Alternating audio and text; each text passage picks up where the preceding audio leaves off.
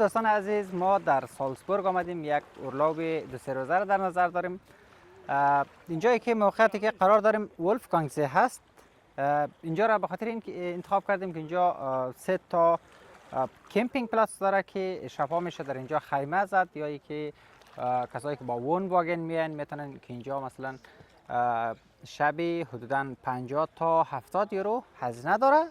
بعد شما میتونین که البته ما چون 3 نفر هستیم، برای 3 نفر ما شبی 50 تا 70 یورو پرداخت میکنیم. اینجا یک لوکیشن بسیار عالی هست، چون که در بین شافبرگ، داخشتاین، آترسه، موندسه و همچنان هالشتات قرار داره. یعنی همه این مسیرها مثلا بین 20 دقیقه تا 1 ساعت فاصله داره. تشکر، همراه ما باشین. ما ویدیوها را همراهتان به اشتراک می‌گذاریم.